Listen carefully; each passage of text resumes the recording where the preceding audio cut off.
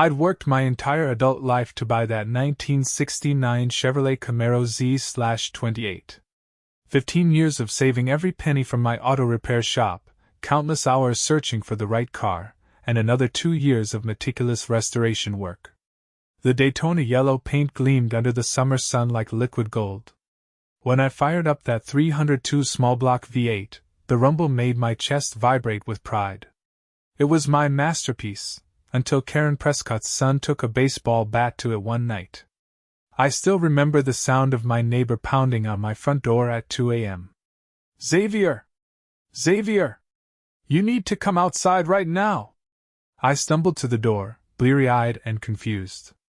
My neighbor, Tom, stood there in his bathrobe, face pale in the porch light. "Someone's smashing up your Camaro!" I don't remember running across my lawn in my boxers and undershirt. I don't remember screaming. But I do remember the sight of a teenage boy, wild-eyed and furious, swinging a Louisville Slugger at my car's windshield as it spiderwebbed under the impact. "What the hell are you doing?" I bellowed, charging toward him. The kid, maybe 16 or 17, whirled around, bat still raised. For a moment I thought he might swing it at me, but then he dropped it and bolted past me, disappearing into the darkness. By the time the police arrived, the damage was done. Shattered windshield. Dented hood. Deep gouges in that perfect yellow paint. Broken headlights stared at me like wounded eyes. Officer Martinez took photos while I stood there in shock, trying not to cry over a car like a grown man shouldn't. "Do you have any idea who would do this, Mr. Simmons?" Martinez asked, flipping open his notebook. I shook my head, still staring at my ruined classic. "No enemies I can think of. I run an honest shop. I don't cheat people." "Security cameras?" "Just inside the shop. None at the house." A decision I immediately regretted. Martinez nodded sympathetically. "We'll check with the neighbors, see if anyone else saw anything." Tom had already given his statement. He noticed someone skulking around my driveway and looked out his window just in time to see the attack begin. Kid was tall, athletic build. Couldn't see his face clearly, but he was wearing a red leather jacket. "Millfield High colors," Tom added. It wasn't much to go on, but it was something. What I didn't know then was that this wasn't random vandalism. This was retribution, orchestrated by the most feared woman in Willow Creek Estates, Karen Prescott, president of our homeowners association and mother to a spoiled brat who was about to get the education of his lifetime. The morning after the vandalism, I called my insurance company and took the day off from my shop. There was no way I could focus on fixing other people's cars while my baby sat mutilated in my driveway. I was taking photos for the insurance claim when a black Range Rover pulled up to the curb. Karen Prescott emerged, her highlighted blonde bob not moving an inch despite the summer breeze. Karen had been HOA president for 3 years, and in that time, she'd managed to alienate half the neighborhood with her nitpicking enforcement of rules, many of which seemed to be invented on the spot. She'd fined elderly Mrs. Gunderson for having excessively colorful flowers. She'd sent warning letters to the Patels about the ethnic cooking odors from their weekend family gatherings. And she'd been on my case since day one about my auto shop. XS Auto Repair was my livelihood, a small but successful business I'd built from scratch after my discharge from the Army. I'd bought the house in Willow Creek specifically because the zoning allowed me to operate a small business from my detached garage, which I'd expanded into a proper 3-bay shop. It was all perfectly legal, but Karen seemed to take personal offense at the occasional sight of a car waiting to be serviced. "Good morning, Xavier," Karen said, her voice dripping with false concern as she approached. "I heard about the incident last night. So unfortunate." I straightened up, already on guard. Karen never expressed sympathy unless it served some purpose. "Yeah, it is," I replied, watching her study my damaged Camaro with what looked suspiciously like satisfaction in her eyes. "Perhaps this is a sign," she continued, adjusting her designer sunglasses. "The neighborhood board has been concerned about the aesthetic issues with having a repair shop in our residential area. This might be the perfect time to consider relocating your business to a more appropriate commercial zone. And there it was, Karen's true purpose for this visit. Not concern, but opportunity. My shop is fully compliant with zoning laws, Karen. We've been through this. She sighed dramatically. Technically, yes. But you know as well as I do that your operation has expanded beyond what was initially approved. The constant parade of client vehicles, the occasional noise. She gestured vaguely at the perfectly organized tools and equipment visible through my open garage door. Everything I do is within code and regulations, I insisted, feeling my blood pressure rise. And none of that has anything to do with someone vandalizing my personal vehicle. Karen's thin smile never reached her eyes. Of course not. I'm simply suggesting that perhaps the universe is giving you a nudge toward a more suitable arrangement for everyone. I bit back the words I wanted to say. Thanks for your concern, but I'll be keeping my shop right where it is. She nodded, as if she'd expected nothing less. Well, I do hope they catch whoever did this. Vandalism is such a terrible crime. Her tone made it clear she considered my shop a form of vandalism against her precious neighborhood aesthetic. As she turned to leave, she paused. Oh, by the way, the board voted last night on some new restrictions regarding home businesses. You'll be receiving an official notice soon. With that parting shot, she returned to her Range Rover, leaving me fuming beside my damaged classic car. What I didn't know then was that Karen's visit had been more than just an opportunity to twist the knife. She had come to assess the damage her son had caused, damage she had indirectly encouraged with her constant dinnertime complaints about that eyesore of an auto shop ruining our property values. I was about to discover just how far Karen Prescott's vendetta against me had gone. 3 days later, I got the breakthrough I needed. Gina Novak, who owned the coffee shop across from Millfield High, called me out of the blue. Xavier, I think I might know something about your car, she said, her voice hushed as if she was afraid of being overheard. Gina and I had dated briefly a few years back. We'd remained friends after realizing we worked better that way, and she'd always been one of my most loyal customers, both for coffee and car repairs. What do you mean? I asked, immediately abandoning the brake job I'd been working on. A group of Millfield basketball players were in here yesterday, talking pretty loudly. One of them was bragging about how his friend taught that mechanic a lesson for failing him. My pulse quickened. Failing him? Yeah. From what I gathered, some kid failed his driving test, blamed it on his car having issues, and his mom brought it to you for repairs. You fixed it, but he failed again, so he decided the car still had problems and it was your fault. The pieces started clicking together. Last month, I'd serviced a BMW 5 Series for Karen Prescott. She'd claimed the steering was loose, but my inspection showed everything was within specs. I'd adjusted the alignment anyway, since she'd insisted. 2 days later, she'd stormed into my shop, claiming I'd done shoddy work and demanding a refund because her son had failed his driving test. The kid's name? I asked Gina. Did they mention it? Tyler, she said. They called him Ty. Tyler Prescott. Karen's son. The star basketball player at Millfield High, known for his red-letter jacket, and his mother's Range Rover that he drove despite not having a license yet. Gina, you're amazing, I said, already thinking about my next steps. Would you be willing to tell the police what you heard? There was a pause on the line.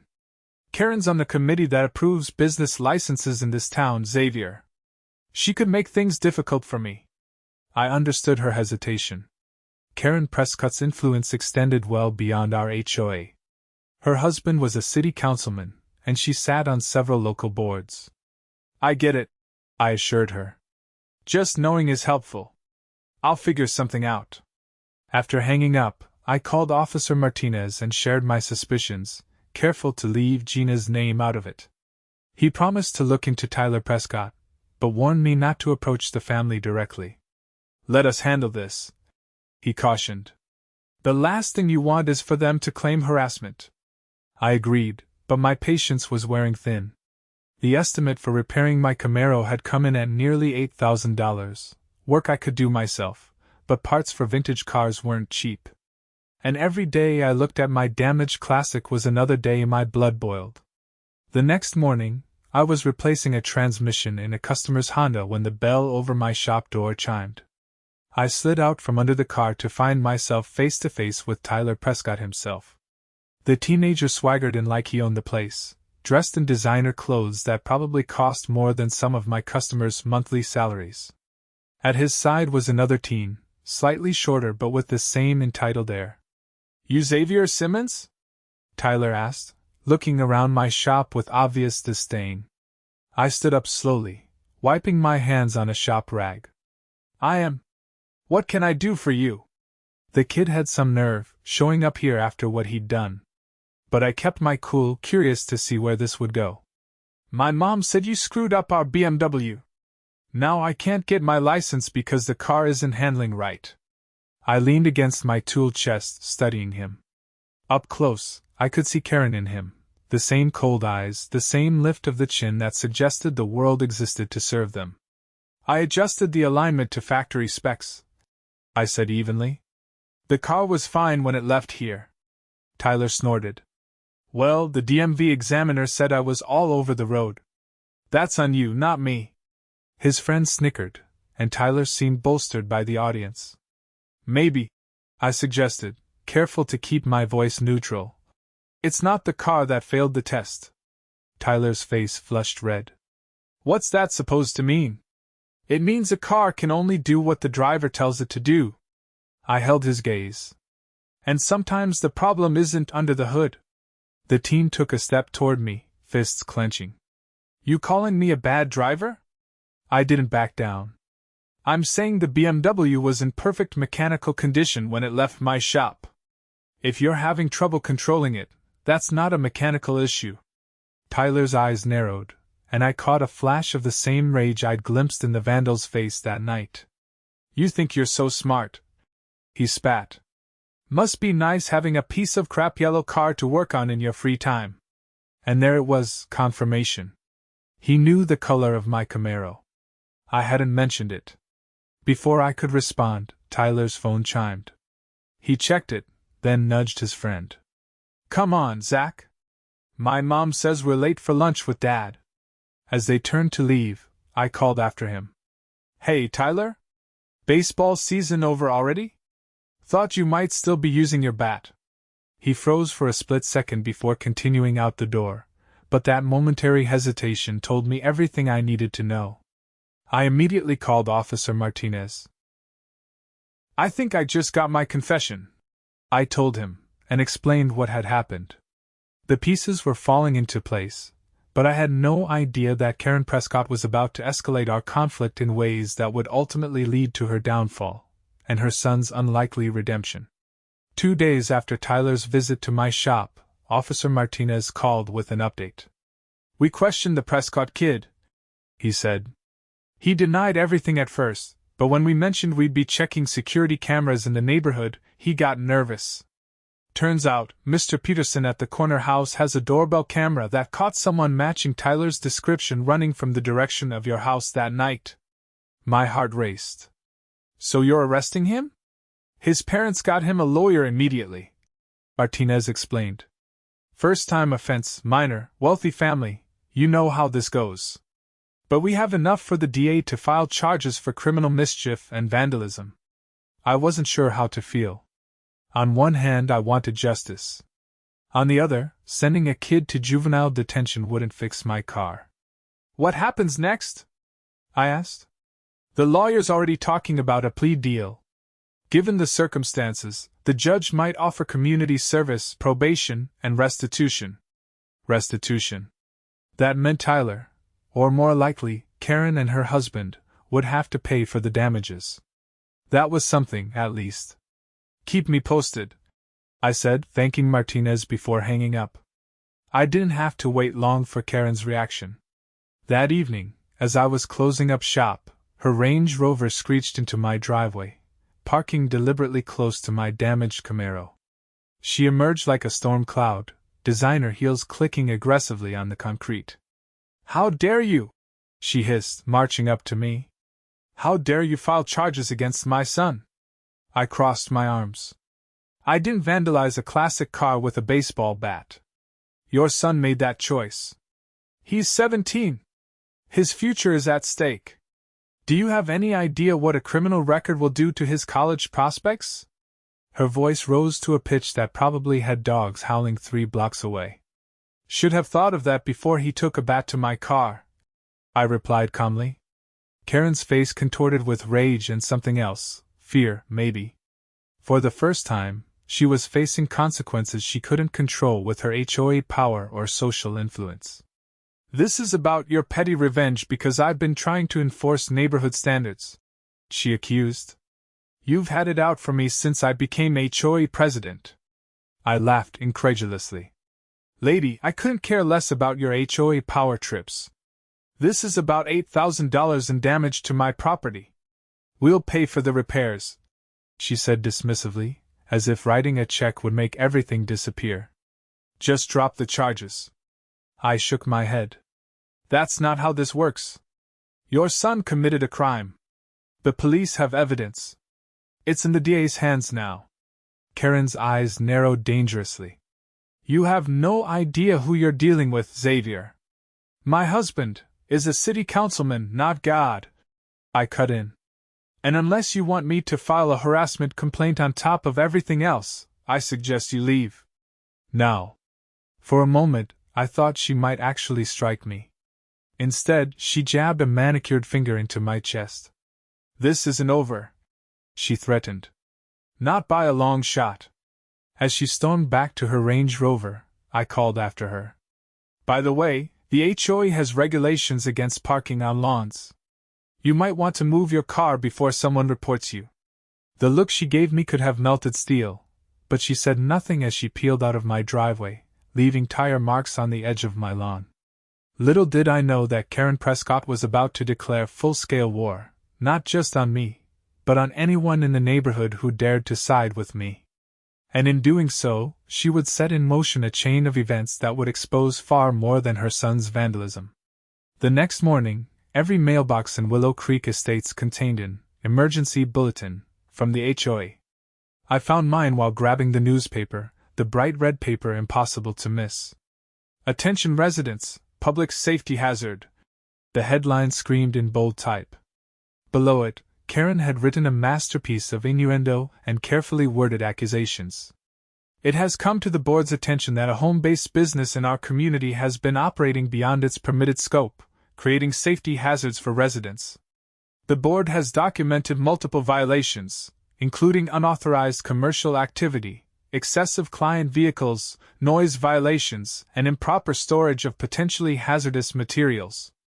The bulletin didn't name my shop directly, but it didn't need to. Everyone knew XS Auto Repair was the only automotive business in the neighborhood. In light of these ongoing violations, the board has voted to implement stricter enforcement of our covenants, including daily fines for noncompliance and possible legal action.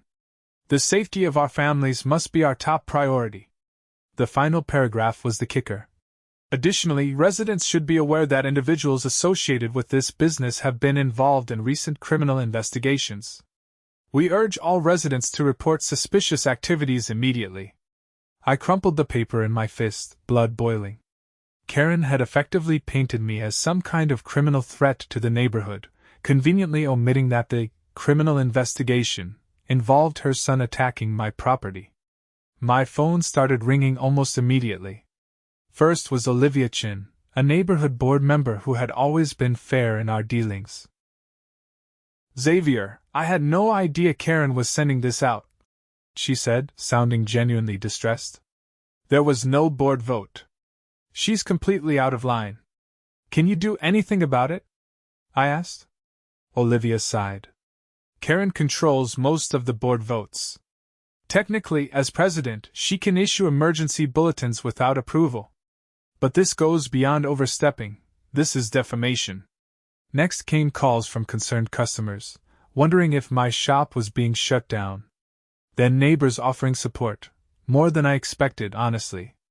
Apparently, Karen's reign of terror had made me more allies than enemies.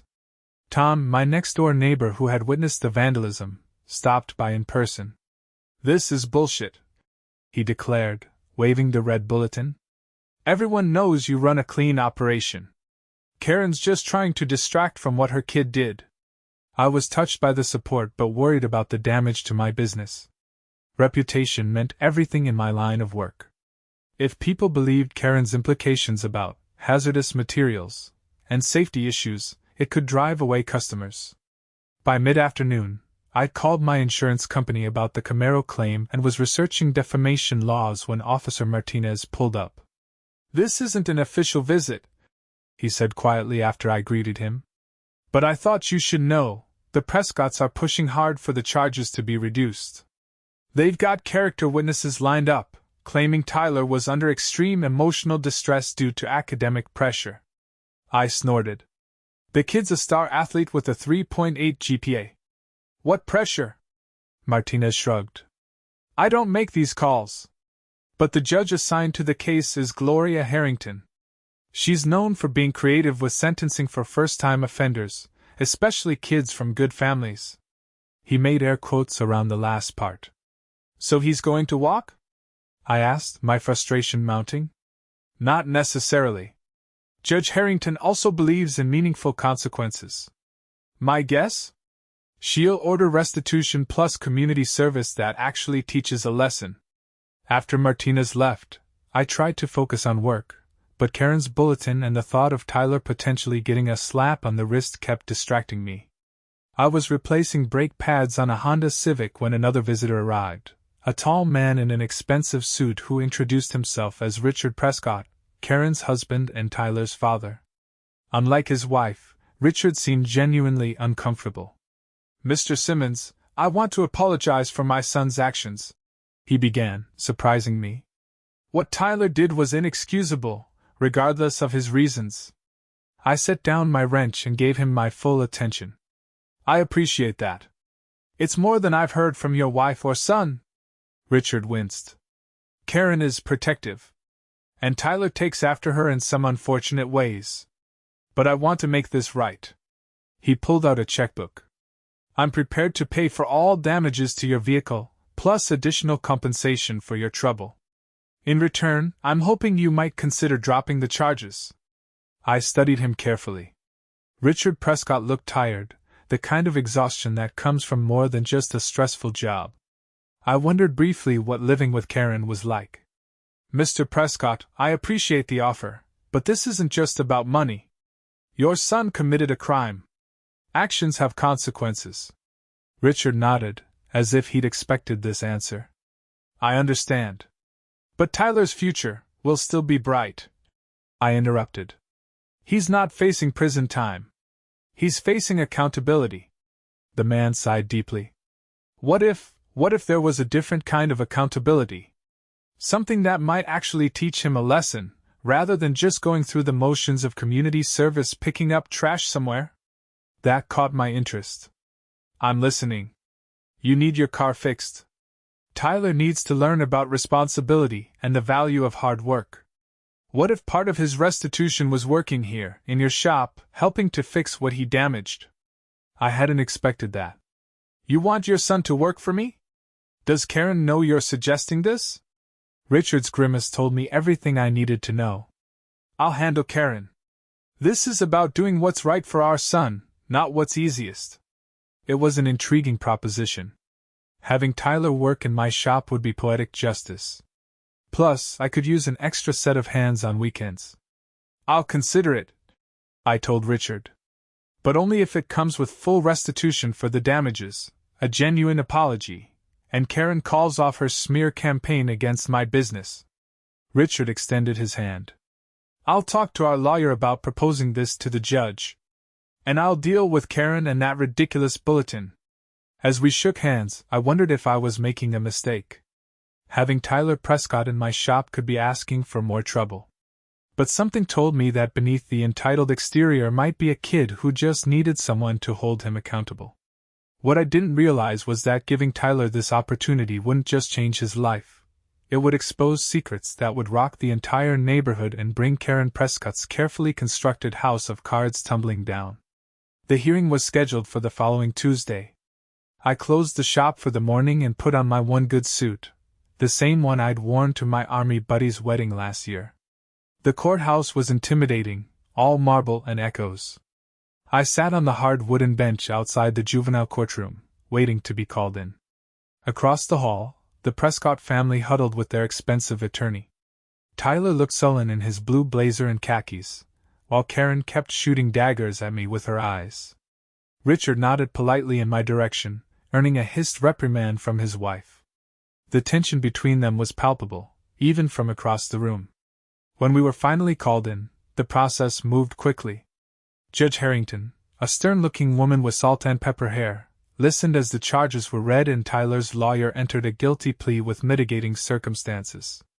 The lawyer spoke at length about Tyler's academic achievements, his athletic scholarship prospects, and his momentary lapse in judgment due to the pressure of college applications.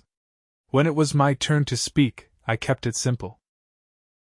Your Honor, I don't want to ruin this young man's future. But I do believe he needs to understand the impact of his actions. He didn't just damage a car, he destroyed something I spent years of my life creating. Judge Harrington nodded thoughtfully. The court has received an unusual sentencing proposal from the defense, she said, looking at some papers before her.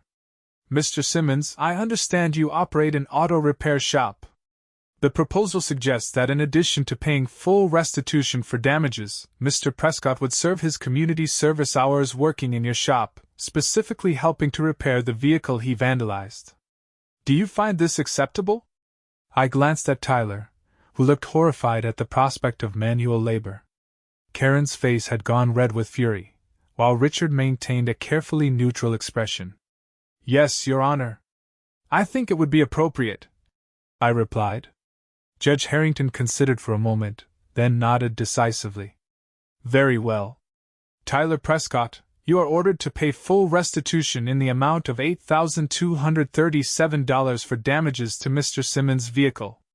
Additionally, you will serve 200 hours of community service at XS Auto Repair, working under Mr. Simmons' supervision every Saturday and Sunday for the next 5 months, or until your hours are completed. She fixed Tyler with a stern gaze. This is an opportunity for you to learn from your mistakes, young man. Mr. Simmons will submit monthly reports on your attendance and attitude. Any failure to comply will result in more severe consequences. Do you understand? Tyler mumbled a barely audible, Yes, ma'am. Speak up, the judge ordered. Yes, Your Honor. I understand, Tyler said more clearly, looking at the floor. Very well. Court is adjourned. Judge Harrington banged her gavel, and just like that, I had an unwilling apprentice. As we filed out of the courtroom, Karen grabbed her son's arm and hustled him away without a word to me. Richard lingered behind. He'll be at your shop Saturday morning at 8 a.m., he promised. And thank you for giving him this chance. I nodded, still not entirely sure I hadn't made a huge mistake. Saturday arrived with a mixture of anticipation and dread. I'd spent the previous evening preparing a corner of my shop for the Camaro restoration project, gathering the parts I'd ordered and creating a detailed work plan. At 7:58 a.m., a black Mercedes pulled up, and Tyler slouched out of the passenger seat. Richard gave me a wave from behind the wheel before driving off, leaving his son standing awkwardly in my driveway. Morning, I said, wiping my hands on a shop rag. Ready to get started? Tyler shrugged, not meeting my eyes. He was dressed in expensive jeans that had probably never seen dirt and pristine white sneakers that cost more than most of my tools. First things first, I said, handing him a gray work shirt with XS Auto Repair embroidered on the pocket. Put this on over your t-shirt. And those shoes aren't going to last long in here. Whatever, Tyler muttered, reluctantly taking the shirt. One more thing, I added. In this shop, you'll address me as Sir or Mr. Simmons. Clear? That got his attention. He looked up with a flash of the same anger I'd seen the night he vandalized my car. For a moment, I thought he might refuse or walk out. Instead, he gave a curt nod. Yes, sir, he said, the words dripping with sarcasm. Good. Now let's take a look at the damage you caused. I led him to where the Camaro sat, still dented and scarred from his attack. Seeing the car up close seemed to make Tyler uncomfortable. He shifted his weight from foot to foot as I pointed out each area that needed repair. "Today, we'll start with removing the damaged parts," I explained, selecting a socket wrench from my toolbox. "I'll show you how to properly remove the headlight assemblies and grille without causing further damage." Tyler stood stiffly beside me, clearly wishing he were anywhere else. When I handed him the wrench and guided his hands to the first bolt, he grimaced as if touching the car might contaminate him. "I don't know how to do this," he complained. "That's why I'm teaching you," I replied evenly. "Turn counterclockwise to loosen." Reluctantly, he applied pressure to the wrench. The bolt didn't budge. "Put your weight into it," I instructed. Tyler tried again, grunting with effort. The bolt finally gave way, spinning freely. "There you go," I said. "Now do the rest of them the same way." As Tyler worked on removing the damaged headlight assembly, I noticed his initial reluctance giving way to concentration. By mid-morning, he had successfully removed both headlights and was working on the grille, following my instructions with growing confidence. When noon came, I called for a break. "There's a mini fridge in the corner with sodas," I told him. "Help yourself." Tyler grabbed a Coke and sat on an upturned plastic crate, studying the Camaro with a thoughtful expression. "Why this car?" he asked suddenly. "There are better cars out there." I popped open my own soda and leaned against my workbench. "My dad had one when I was a kid. Not this exact model, but a '67 Camaro. He taught me everything I know about cars working on that thing." I took a swig of my drink. "When he died while I was deployed in Afghanistan, the car was sold to pay medical bills. I promised myself I'd have one of my own someday." Tyler absorbed this in silence, seeming to see the car differently now. "Is that why you got so mad? Because of your dad?" I considered the question. "Partly. But mostly because I put years of work into that car. Every weekend, late nights after closing the shop. It wasn't just the money, it was the time and care." Tyler looked down at his hands, now smudged with grease and dirt. "I didn't know," he said quietly. "Would it have made a difference?" I asked. He didn't answer directly. Instead, he asked, "Did you really fail my driving test?" I sighed. "Tyler, I adjusted your car's alignment to factory specs. There was nothing mechanically wrong with it. Driving is a skill that takes practice. My mom said you did a half-assed job because you don't like her." He persisted. "I don't like your mom," I admitted frankly. "But I've been fixing cars for 20 years. I don't do half-assed work on anyone's vehicle, no matter who owns it. That's not how I operate." Tyler seemed to consider this. "She really hates your shop," he said finally. "Says it's bringing down property values and attracting the wrong element to the neighborhood." I had to laugh at that. The wrong element being working people who need their cars fixed? Most of my customers are your neighbors. The afternoon passed more productively than I'd expected. Tyler was a quick learner when he bothered to pay attention. By the end of the day, we had removed all the damaged exterior components and started sanding down the dented areas. As Richard's Mercedes pulled up at 5 p.m., Tyler was washing his hands at the utility sink, looking exhausted but oddly satisfied. "Same time tomorrow," I reminded him as he headed for the door. "Yes, sir," he replied, and this time there was marginally less sarcasm in his tone. As I watched the Mercedes drive away, I wondered if this arrangement might actually work out. What I didn't know was that Tyler Prescott's presence in my shop was about to uncover secrets that would change everything. The following week brought an unexpected visitor to my shop. I was under a customer's Subaru when I heard the bell chime. Sliding out, I found myself looking up at Gina Novak, the coffee shop owner who had tipped me off about Tyler. "Gina," I said, getting to my feet. "This is a surprise." She smiled, tucking a strand of auburn hair behind her ear. "Thought I'd stop by and see how things are going with your new apprentice. Word travels fast in this town." I grabbed a clean rag to wipe my hands. He's not here today. Weekends only. Lucky him, she said, looking around the shop with interest. How's it working out so far? Better than I expected, honestly. Kid's not completely useless when he applies himself. Gina's eyebrows rose. High praise from Xavier Simmons. I laughed. I wouldn't go that far. But he's stopped acting like touching a wrench will give him plague, so that's progress. We chatted for a while, catching up. Gina's coffee shop had been doing well, and she was considering opening a second location. As we talked, I found myself enjoying her company more than I had in a long time. You know, she said after a while, you could stop by the coffee shop sometime. I've got this new Brazilian roast you might like. Was she asking me out? Before I could respond, the shop door opened again, and Karen Prescott marched in like she owned the place. Her eyes narrowed when she saw Gina. Ms. Novak. What a surprise to see you here. The temperature in the room seemed to drop several degrees. Gina straightened, her friendly demeanor replaced by cool professionalism. Mrs. Prescott. Just checking on my car's maintenance schedule.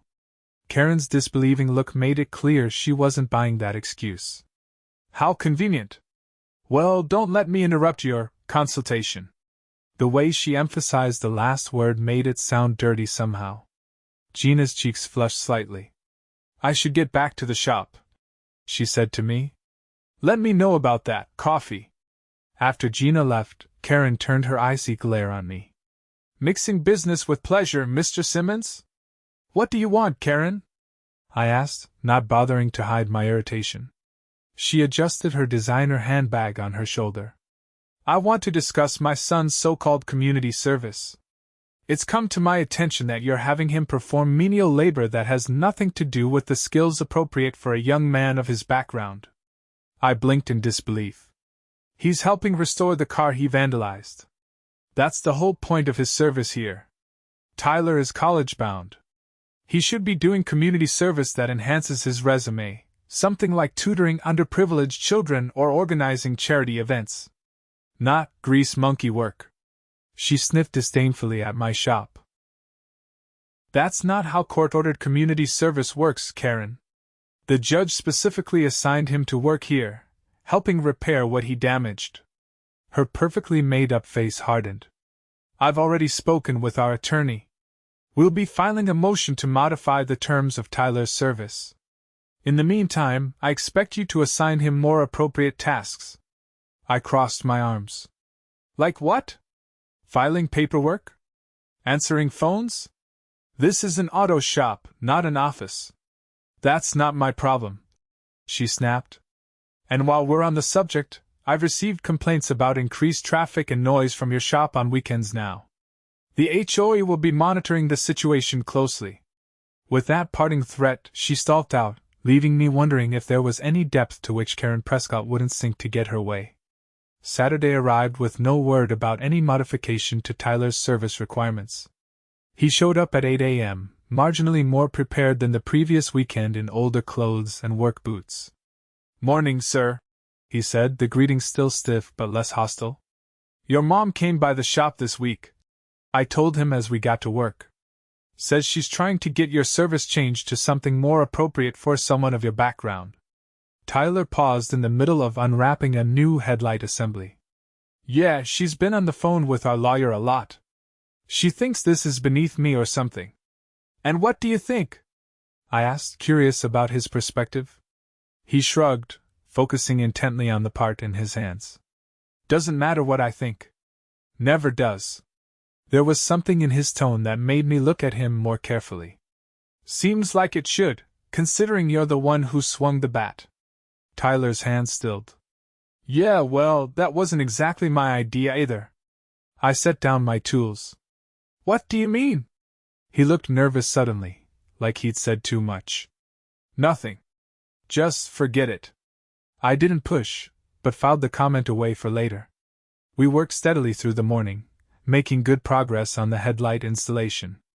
Around noon, Richard stopped by, ostensibly to check on his son but clearly curious about the work we were doing.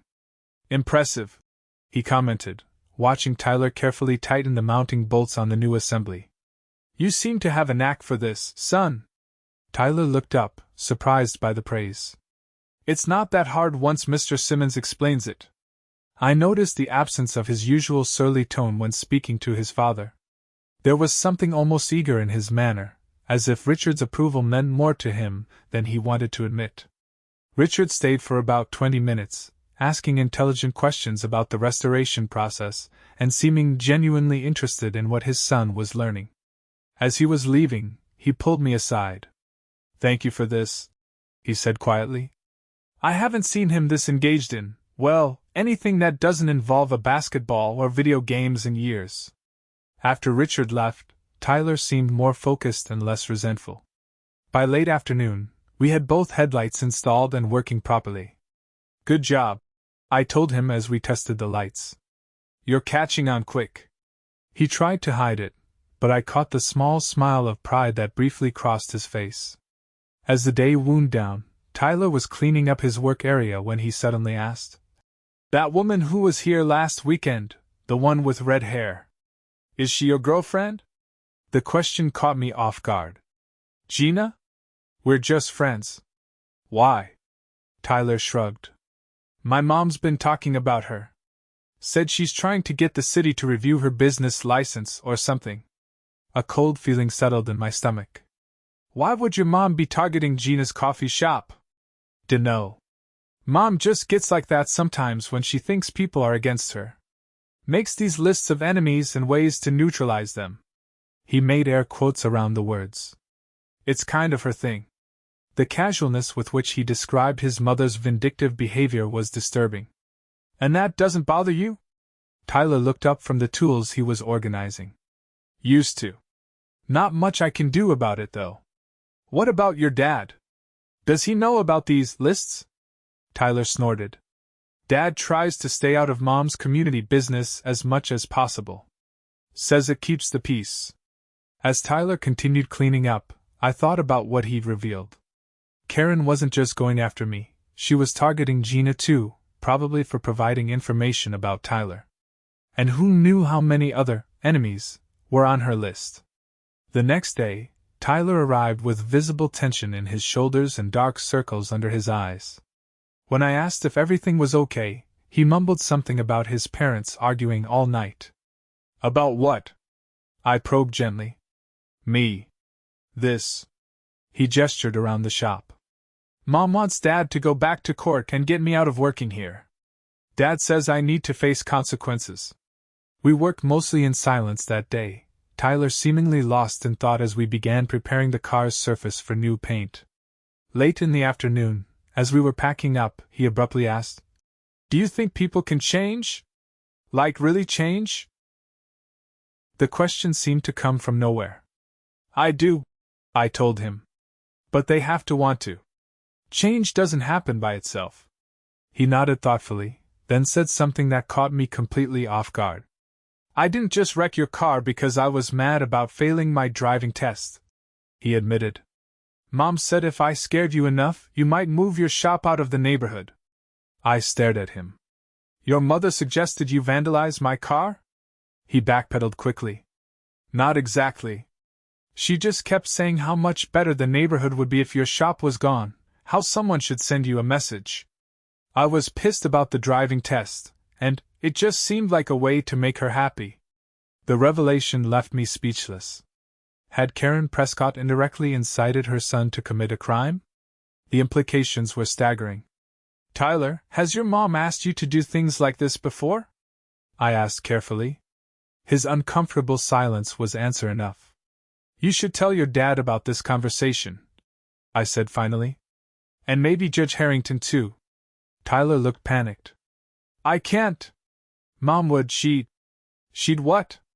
I pressed. He shook his head. "Nothing. Just forget I said anything, okay?" But I couldn't forget.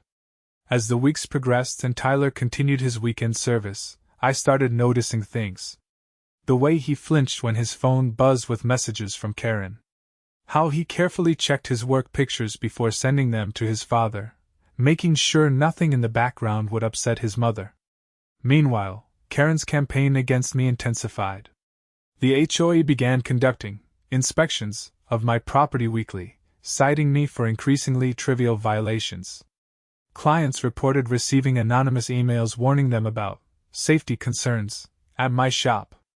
And Gina called to tell me that city inspectors had suddenly appeared at her coffee shop, citing anonymous complaints about health code violations. It was clear that Karen Prescott was escalating her vendetta against anyone she perceived as an ally of mine. What wasn't clear was how far she would go, and what secrets might be revealed when she inevitably went too far. By the fourth weekend of Tyler's community service, something had shifted in our dynamic.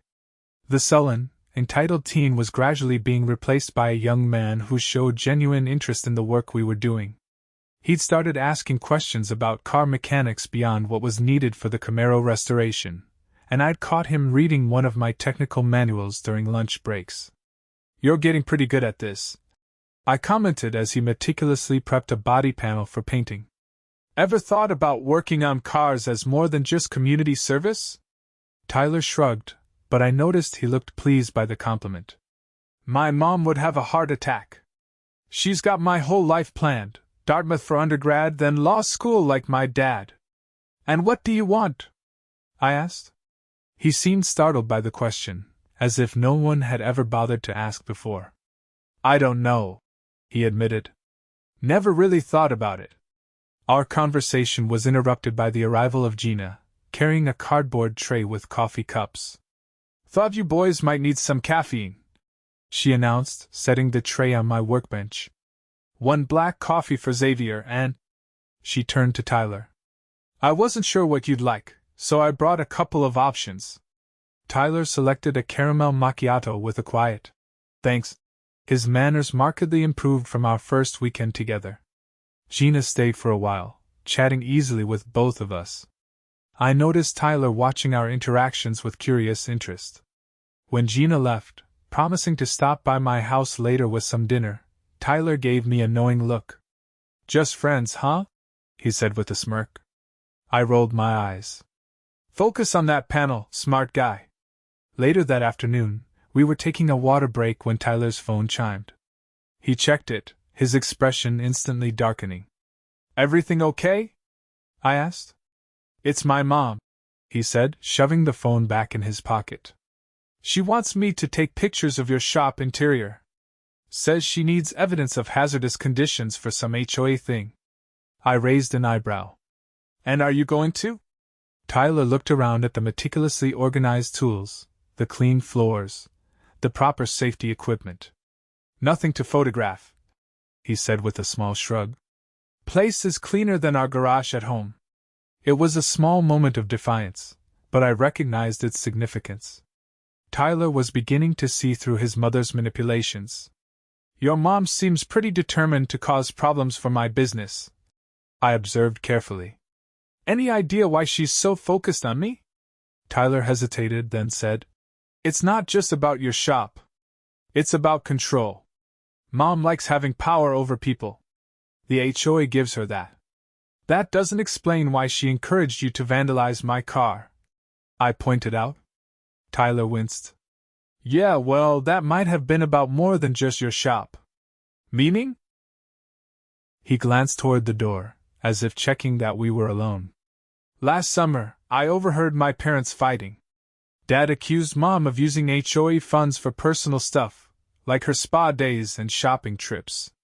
He said if people found out, it could be bad for his political career." My interest sharpened. "Are you saying your mom is embezzling from the HOA?" Tyler looked uncomfortable. "I don't know for sure.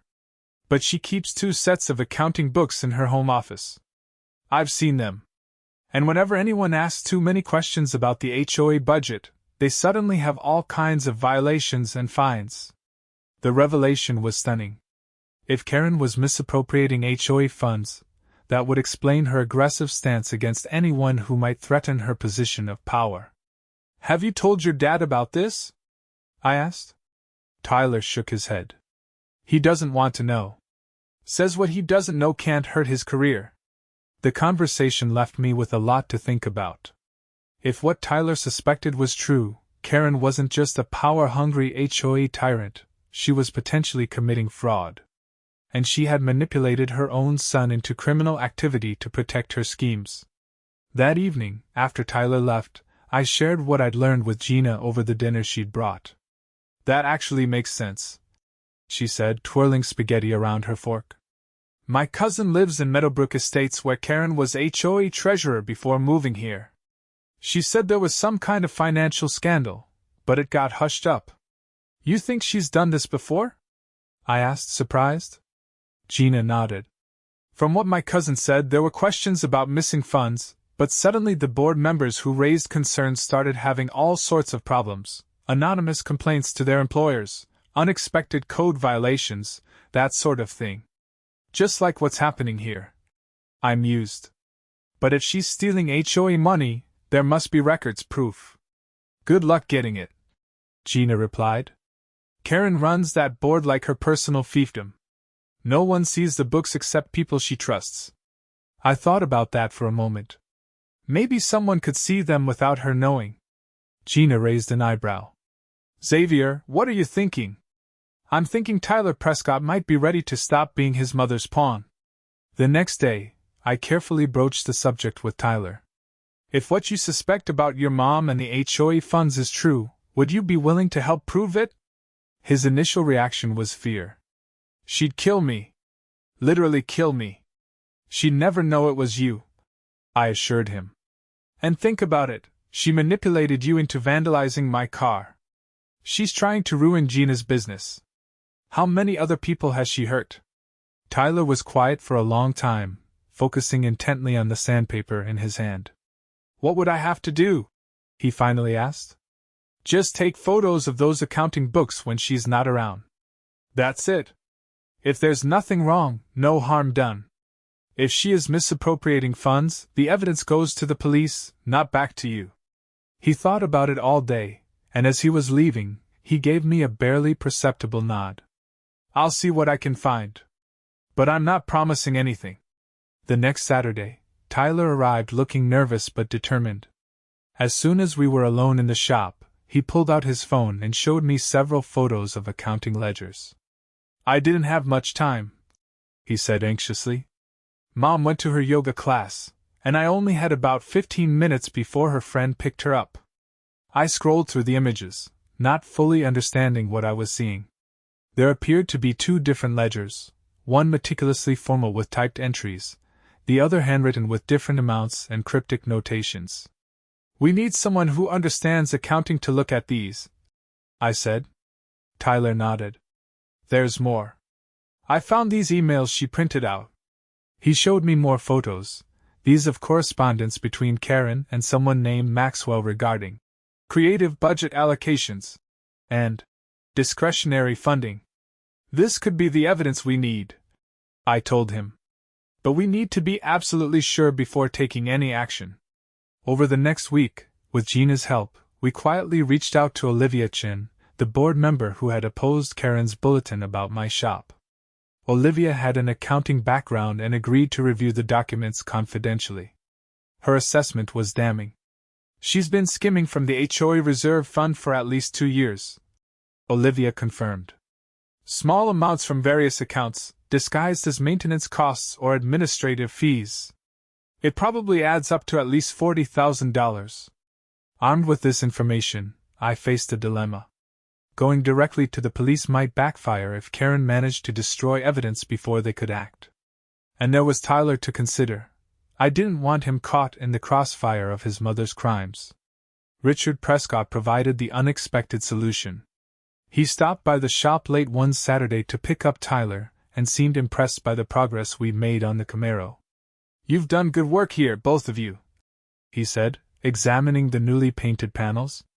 "Tyler tells me he's actually enjoying learning about auto mechanics. He's got a natural aptitude for it," I replied honestly. "Quick learner, good with details." Richard nodded thoughtfully.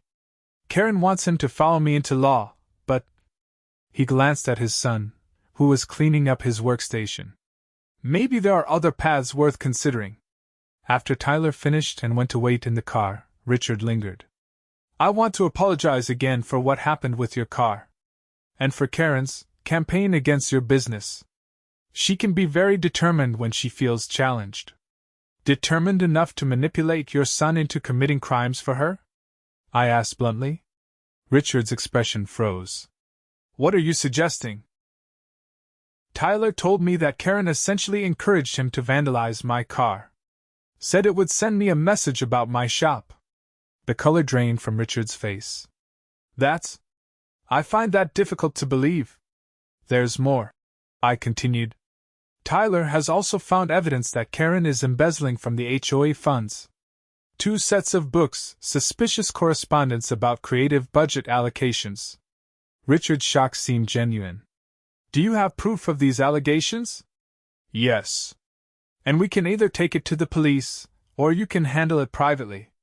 But either way, it stops now, the harassment, the smear campaigns, all of it. He was quiet for a long moment. I'll need to see this evidence. I thought you might, I replied, pulling out a USB drive with copies of Tyler's photos. Everything's on here.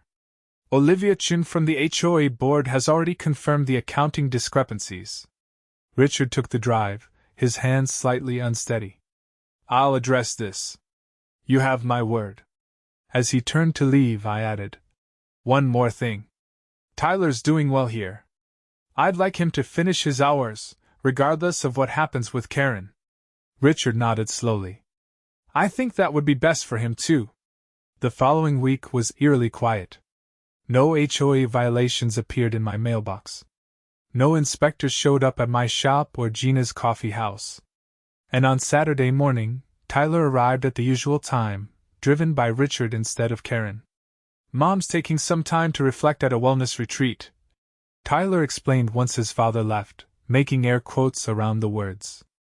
Dad says she'll be stepping down as HOA president when she gets back. How are you feeling about everything? I asked, genuinely concerned for how the teen was processing the upheaval in his family. Tyler considered the question carefully. Relieved, mostly. It's like breathing easier for the first time in years. He picked up a polishing cloth and began working on the Camaro's chrome trim. Dad's talking about family counseling when Mom gets back. And he asked if I'd be interested in taking some auto shop classes next semester.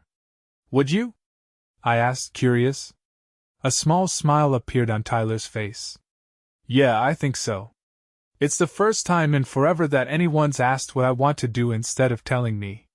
We worked in companionable silence for a while before Tyler spoke again. Mr. Simmons? Thanks for not giving up on me. Most people would have just wanted me punished, not. He gestured at the nearly restored Camaro. Not this. Everyone deserves a second chance. I told him. What matters is what you do with it. 3 weeks later, the Camaro was fully restored, gleaming under the spring sunshine as if it had never been damaged.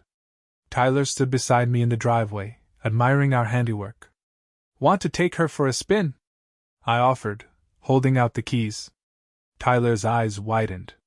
Seriously? But I don't even have my license yet. I smiled. Not on public roads. But I know a private lot where you can get a feel for how she handles. And when you're ready for your next driving test, I think you'll do just fine. As we admired the restored Camaro, Gina pulled up in her Subaru, right on time for our dinner date. Wow, she said, getting out to inspect the car. You boys did an amazing job. Mostly Tyler, I said, giving credit where it was due. Kid's got talent. Tyler tried to hide his proud smile but didn't quite succeed. It was a team effort. Richard arrived to pick up Tyler, and for the first time, seemed genuinely interested in his son's accomplishments rather than just going through the motions. As they examined the car together, Gina slipped her hand into mine. Not bad for a guy who got his car vandalized, she murmured. You turned it into something good. I squeezed her hand. Sometimes second chances work out for everyone. Later that evening, as Gina and I sat on my porch watching the sunset, my phone buzzed with a news alert. Karen Prescott had been arrested upon her return from her wellness retreat, charged with embezzlement and financial fraud. According to the article, evidence had been turned over to authorities by her husband, Richard Prescott, who issued a statement apologizing to Willow Creek residents for the breach of trust, and promising full restitution of misappropriated funds. The article also mentioned that in an unusual development, the judge had ordered Karen to perform community service at a local homeless shelter, the same one where Tyler had begun volunteering on his own initiative after completing his hours at my shop. Sometimes justice comes in unexpected ways. Karen had tried to use her son as a weapon in her schemes, but in the end, working on my Camaro had given Tyler something his mother never had: the courage to break the cycle and choose a different path. And as for me, I got my classic car back better than ever. I gained an apprentice who might someday become a partner in my growing business. And I found someone special to share Sunday drives in my restored Camaro. Not bad for a guy who woke up one morning to find his prized possession smashed to pieces. Sometimes what looks like an ending is really just the beginning of something better.